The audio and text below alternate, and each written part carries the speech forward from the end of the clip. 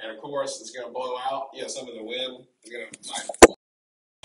But as a company, we're just going to work around it. I think it'll actually benefit y'all because the yard will have been blown off and leaves put in a pile. So if you see a pile that's in a bed, you don't really need to call me or text the group. Try and remember, like, okay, Jesse and Cody may have put this here. We're not going to put it in some place where it's like absolutely ridiculous to try and get it out of. We're going to try and be as smart as we can. And there might be some yards that they decide not to treat because they can't do anything with the leaves. So we have little hand blowers to pick up though. yeah, it might be a here or there thing y'all might not even notice. But if you see a pile like Kristen Owens, heads up, she's got a pile in her beds. So I don't know if you wanted to talk about this, Brian. I have a decent idea of the new disciplinary procedure we're gonna move to. Give a loose. Yeah, I mean, I can give you a kind of just an overview. It's just I haven't digested it enough to be thorough with an A to B plan. McKeet, I was talking with him one-on-one a little bit about it. You just get the gist of it. So pretty sure all of y'all are familiar with the traditional disciplinary procedure of most companies use, including this one. So it'll be typically we'll just use a common violation.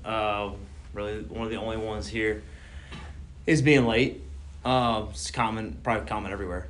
So what typically happens on the first instance is you have a casual conversation that, hey man, you're late. Don't be late again. And it feels, oh man, my thing messed up. Yes, my dad. I'll fix it.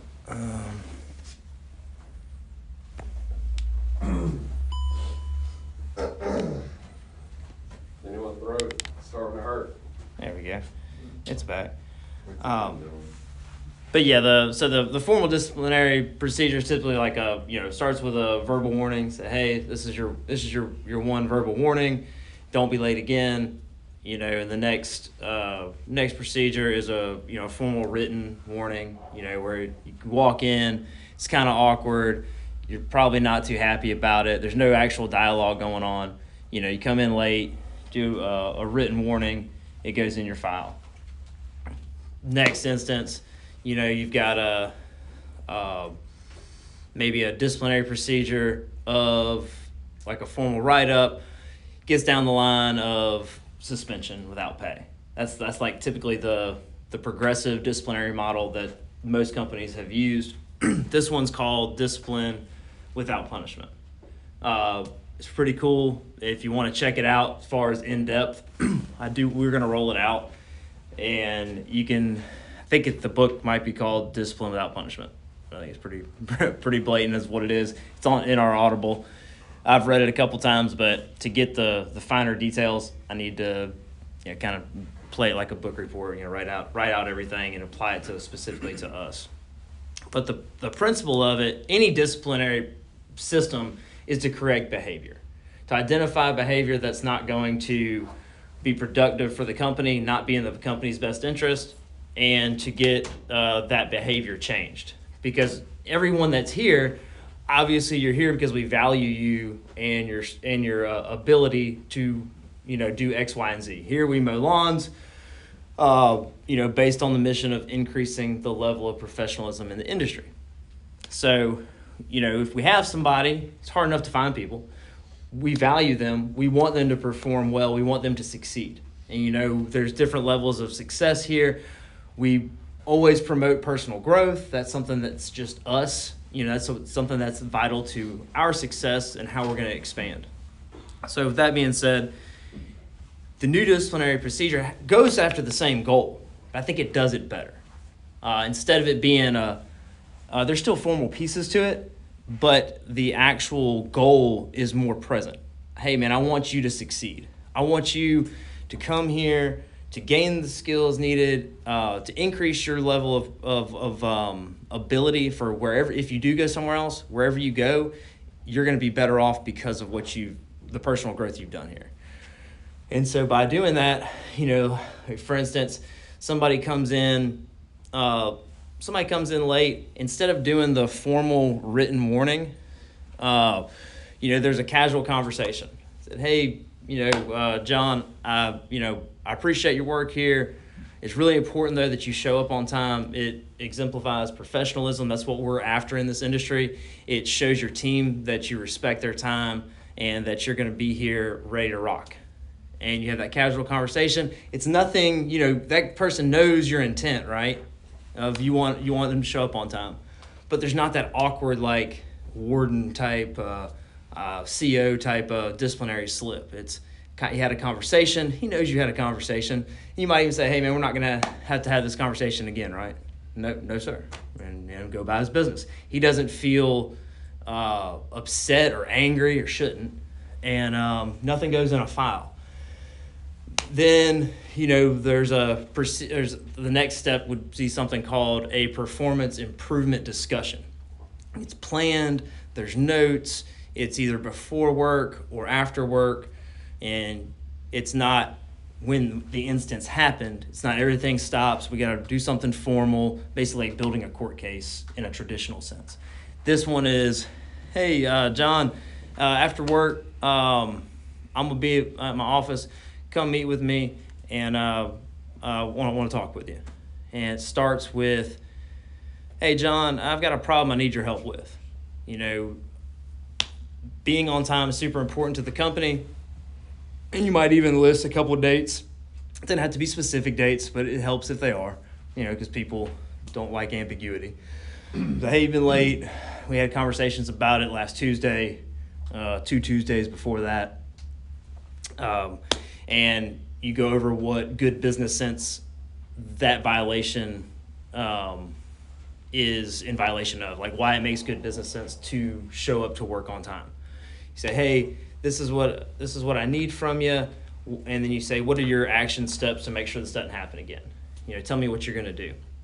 And at the end of it, come up with something, and you say, we're not going to have this conversation again. Can you agree that this isn't going to happen again? Get the agreement, go on about your business. Still does not go into a file. It might have like a memo, but it's not like a 1, 2, 3 strike and you're out type deal. You have the improvement discussion. I think there is some guidelines of how long, and you say, hey, if you don't have you're not late for the next 3 months, that gets, I might be out of order too. That's why I'm not 100% confident in this explanation, but if I get things out of order, we'll fix it whenever we do implement it. There's a reminder one. So you have, they're late again. You have a reminder, and you say, hey, this is going on a file. This is a formal part of the procedure. This is just a reminder of what your commitment is to the company. You signed up for this commitment, to show up to work on time. And if you, are not late in 3 months or 6 months or whatever it is, we'll take that out of your file. And we'll say, hey, set a calendar date 6 months from now, 3 months from now, and remind me that you want it taken out of your file, and we'll take it out. So it doesn't feel like there's just this court case building on you at any moment you can just let go. Because that's basically why most companies go through the formal procedure. It's not to correct the behavior, because the hardest thing that you could possibly do in communication as far as from management to team member is the firing process.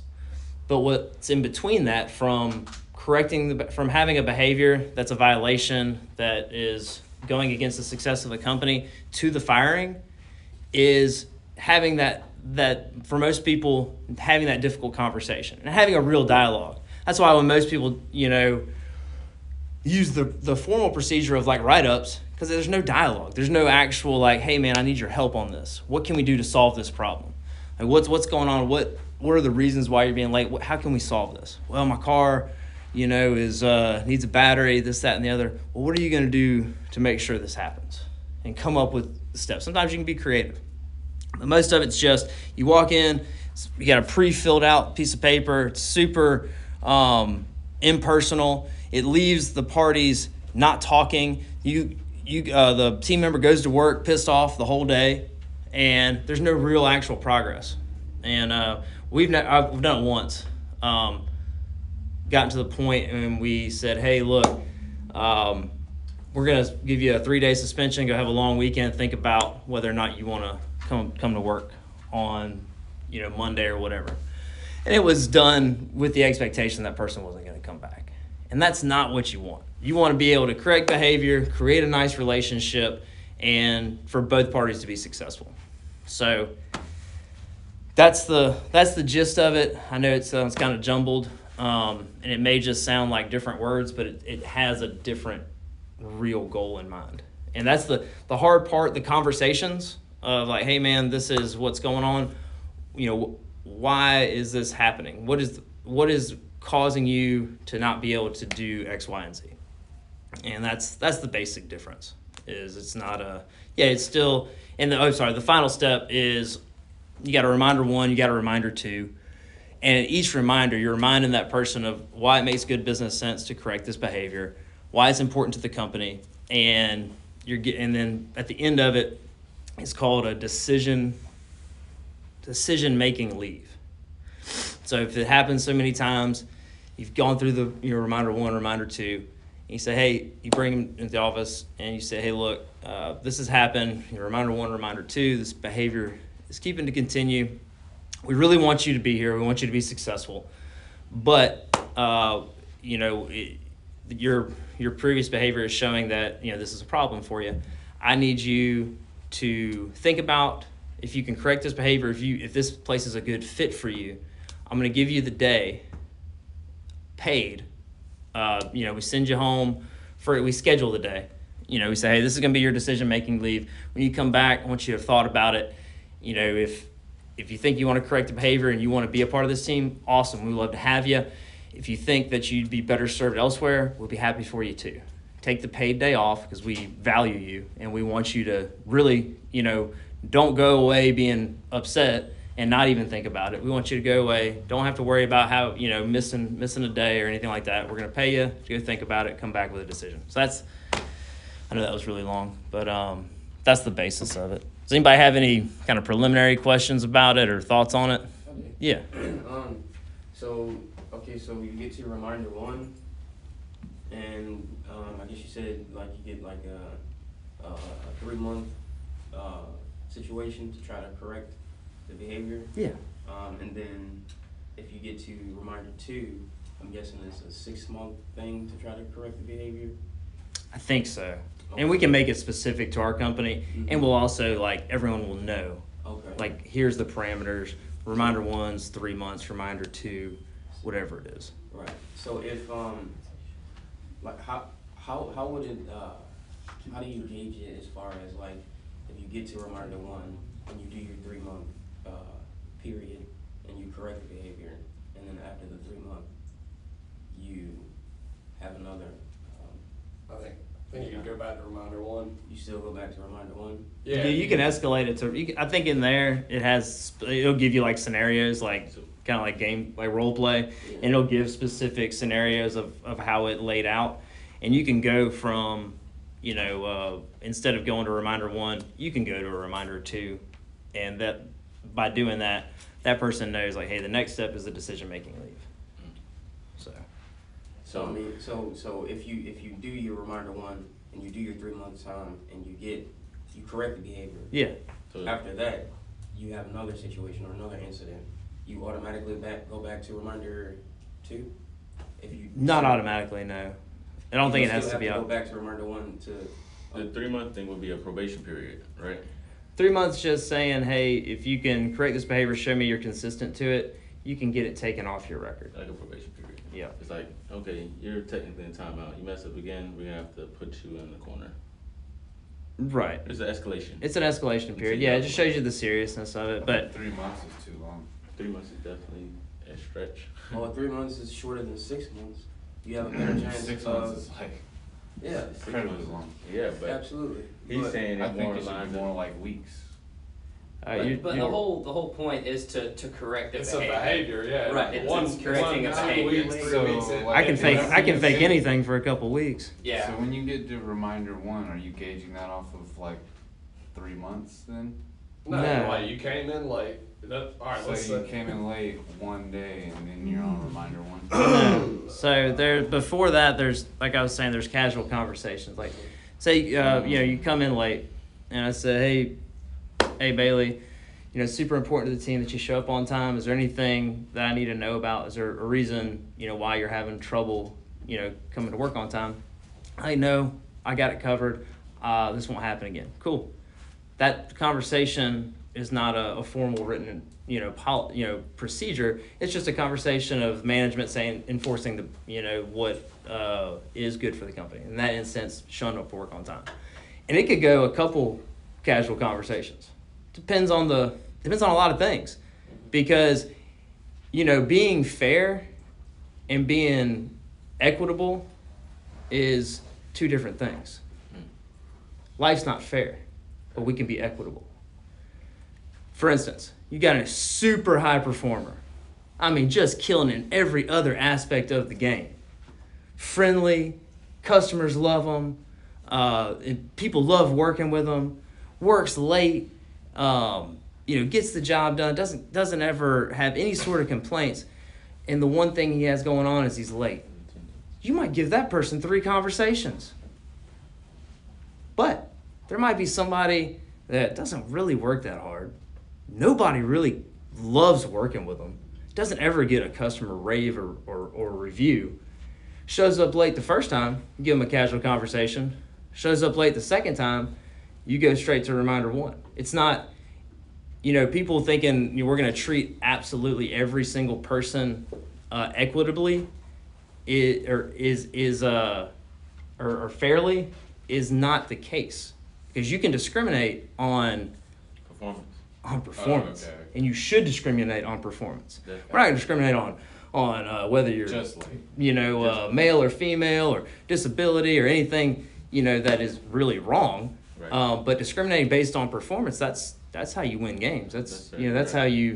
how you show people that perform outstanding that matters to you. I'm glad Brian explained that, because there's multiple things involved: your performance, how you treat the other guys, how you treat the customer, how you treat the equipment, and you're coming in and how you come to work and how you leave work. Yeah, but no, to answer your question directly, Bailey, the first time it happens does not put you in a reminder 1 situation. It's a casual conversation. And before even the reminder situations, there's something called a performance improvement discussion. That's not a formal part of the disciplinary procedure either. That's where we plan it. Management plans this meeting with you, and it's supposed to be, it's a respectful, supposed to be a fluent conversation. It's not raining down, hellfire on you. It's trying to solve the problem. It's very professional, very polite, and just saying, hey man, what can we do to solve this problem? Being late is not a complex issue. Yeah, But there could be other. This was all about at first. That's an example. Okay. That's the only thing that I've, there's things that happened in the Number past, 2 would but be leaving your truck and trailer an absolute mess, and your mower slammed into your push mower. That would be another great example. Yeah. Yep. There's 3 basic disciplinary why you discipline. It's behavior, performance. I think I might get it wrong. And execution. There's 3 things. So like being late is a behavior. Yeah. So that's all that is. It's not a performance issue. Yeah. Performance issues could be handled a little differently. But I wanted Brian to touch on that, because I think it'll help. It's more of Brian and I, mainly me and y'all, working together, instead of me just saying, hey, sign this because I need to document this. See what I'm saying? So, moving on. Yeah. Big dog dumpster. We always, during the winter, not always, we had a really big dump trailer, and we had McKeith's dump trailer, and that always did us just fine. We would have to take them both maybe once a week, or take one every single week, take one every other week. Thanks to whoever stole our dump trailer, we no longer have it, and we're using Big Dog Dumpster. If we do one Big Dog container a month, it's about the same price as our dump trailer cost us, but don't forget, we're still paying for the dump trailer and we don't even have it. So, one thing that I'm kind of worried about is how much are we gonna spend a month on dumping? So I do think, might sound silly, I think if we all got in there and, tried squishing it down once or twice a week, I think that might help us, squeeze a little bit extra in there, and every little bit counts. Might be able to put some plywood, and compact it a little bit. Mhm. I don't know. But, and also, Matt and Chris did a good job yesterday. Make sure y'all dump as far in as you can, cause that saves the most amount of room. So moving on from that little box, Thanksgiving plan, let's try and have Thursday and Friday off. What that's gonna require is, I asked you about the Christmas lights because Nikit and Cody are probably gonna have to do maintenance Monday, Tuesday, Wednesday to make that happen. But then everybody gets Thursday and Friday off. I know none of y'all wanna come to work on Friday after Thanksgiving, Oh, are we getting paid for Thanksgiving? for Thanksgiving, yes. Not the Friday after. I'll have to talk to him, but I know right now it's just Thanksgiving. If we don't get paid Friday, can we like set it up to where we do? Yeah, If we have paid the time time. off, yep. Mm-hmm, sure can. So that's the Thanksgiving plan. Let's try and have, Thursday and Friday off. But, I can't promise y'all Friday off, so if that changes, don't backlash, don't get upset. Unfortunately, it's just something we're gonna have to do. And if it's not a lot of work, we can sleep in and come in a little bit later. I can do that for you. Tarps or bags for winter, I was gonna let each team kind of decide what they wanted. So think about what you want. We'll get some fresh bags and tarps. I would recommend a couple of tarps for each crew. If you want bags, because tarps are better for sticks, please don't shove a bunch of sticks in the bags, because it's gonna poke a hole right through it. Get a tarp, lay the sticks on there long ways, and fold it up like a taco. That'd be the best way to deal with sticks. I just don't, of course y'all are gonna put holes in bags, but I think it's more avoidable with a tarp. So also one thing you guys have noticed, I've started paying attention to who's coming in on time every day. Now I'm gonna start focusing on who's organizing their truck and trailer at the end of every day. Reason being, next year we're gonna try to go 100% solo. I don't know why I would have y'all switch trucks in the middle of the week, but we might end up doing that for some reason. So it's gonna be important that no trash is left in there and no, you organize it at the end of the day. I know some crews don't have racks and places to hang stuff, so just do the best you can. One thing we're gonna do over the winter is make sure that's not an issue next year. Everything has a place where you can hang it, store it, not get damaged, not get lost, not get broken, not get stolen. I'm gonna come up with this soon. I have this little suggestions board. I might need to make another one because it's not too easy to write really small with these markers. But I'd like y'all to put any suggestions on there, and especially for tool bags tools you would like in the tool bag. At the beginning of the year, I took time, put tools on all of them, and you know how that goes. They get lost, they get swapped out, people swap trucks, take their tool bag. So I think I'm gonna come up with a system where twice a month, I check your tool bag, make sure you have everything you need, and I will assign tool bags to trucks. Like P1 has the P1 tool bag, and it doesn't leave that truck for any reason. Because it's important that y'all have things in case you have a breakdown, a flat tire, an air pump, so I don't have to come, or you don't have to come to me, or I have to go to you. So that's something I'm gonna do here soon, and I wanted to go out there with everybody and explain just a little bit of organization I wanted to do in the shop, and that'll be the end of this. I got one thing real quick. Yeah. So another thing with this new disciplinary procedure, the first line of I guess you call it defense, as far as trying to promote healthy habits and behaviors and just overall success of the team member and the company, is praise. So, always finding ways to, and not just, not being fake, but finding real reasons for praise, for what y'all do. And so it's one thing, Jeremy put it in the group chat yesterday, but I just wanted to read it, 'cause it's excellent, man. It's It's what we promise to customers. Is what always our aim is. And whenever they take time to tell us how great y'all are, I like to bring it into a public meeting. And so this is from Greg Hatfield. It said, McKeith is beyond words as an employee. That young man is an asset to your company and has all the essential qualities one would want representing the company through his attitude and quality of work. I must admit, I had my doubts sending just one person to do this initial cleanup, but I was wonderfully surprised. This man did in 1.5 days what none other has ever been able to do with more time and people. Thank you, Greg and Sandy Hatfield. So just give a round of applause to McKeith. Let me also add, McKeith went over several hours and I did not hear a single complaint. I'm not saying that you guys can't complain if you do go over, but I just also want to add to what McKeith did there. Yeah, that's awesome, man. Appreciate it. Excellent job, brother. Yeah. Absolutely. Thank you. And then there's another one I think I sent yesterday that everybody but Gabe, I wasn't trying to single you out, you just didn't end up at that yard. But they said they never had a bad experience, wish that we were in West Virginia so we could do our yard there. So everyone I think is doing what they need to do. Let's go out here and figure out